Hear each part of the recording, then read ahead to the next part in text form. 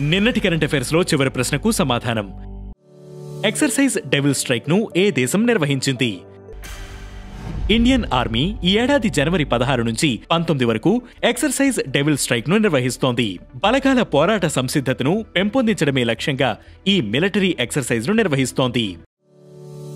ఇక మొదటిది మరో ఘనత సాధించిన ఇస్రో. భారత పరిశోధనా సంస్థ ఇస్రో మరో ఘనత సాధించింది.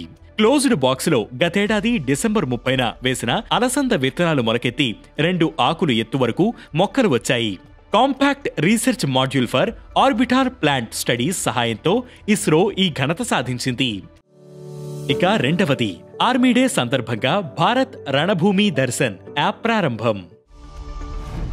77వ ఆర్మీ డేను పురస్కరించుకుని టూరిజం శాఖతో కలిసి రక్షణ మంత్రిత్వ శాఖ భారత్ రణభూమి దర్శన్ అనే యాప్ వెబ్సైట్ ను ప్రారంభించింది. సైన్యానికి మాత్రమే ప్రవేశమున్న దేశ సరిహద్దు ప్రాంతాలను ఇకపై సాధారణ ప్రజలు కూడా సందర్శించవచ్చు. కార్గిల్, సియాచిన్, గల్వాన్, డోక్లాం, రాజస్థాన్లోని లంగేవాలా, అరుణాచల్ ప్రదేశ్లోని కిబితు, బామ్లాతో సహా 77 ప్రాంతాలు ఇందులో ఉన్నాయి. ఇక మూడవది హైయర్ ఎడ్యుకేషన్ సెక్రటరీగా వినీత్ జోషి. హైయర్ ఎడ్యుకేషన్ సెక్రటరీగా వినీత్ జోషి బాధ్యతలు చేపట్టారు. మణిపూర్ చీఫ్ సెక్రటరీగా పనిచేసిన ఆయన్ను ministry of education department higher education సెక్రటరీగా నియమిస్తూ ఉత్తర్వులు జారీ చేసింది. జోషి ఇంతకుముందు నేషనల్ టెస్టింగ్ ఏజెన్సీలో డైరెక్టర్ జనరల్గా, సిబిఎస్ఈ చైర్మన్గా, మినిస్ట్రీ ఆఫ్ ఎడ్యుకేషన్ అడిషనల్ సెక్రటరీగా కూడా పనిచేశారు. ఇక నాల్గవది మహాకుంభమేళాలో 1 ప్లేట్ 1 బ్యాగ్ ప్రచారం. మహాకుంభమేళాల్లో ప్లాస్టిక్ వ్యర్థాలను తగ్గించేందుకు రాష్ట్రీయ స్వయం సేవక్ సంఘ్ 1 ప్లేట్ 1 బ్యాగ్ పేరుతో ప్రచారం చేస్తోంది.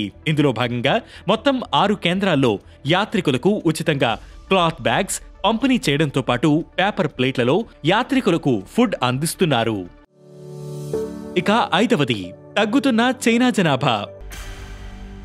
చైనాలో జనాభా సంక్షోభం నెలకొంది. వరుసగా 3వ ఏడాది జననాల రేటు తగ్గింది. కాస్ట్ ఆఫ్ లివింగ్ పెరగడంతో యువత పెళ్లి చేసుకోవడం, పిల్లల్ని కనడంపై ఆసక్తి చూపడం లేదు. దీంతో 2023 కంటే 2024లో జనాభా 13.9 లక్షలు తగ్గింది.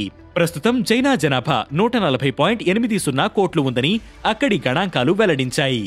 ఇక ఈ రోజు current affairs question: coal capital of India అని ఏ ప్రాంతాన్ని పిలుస్తారు? ఈ ప్రశ్నకు సమాధానం మీరే కామెంట్ చేయండి.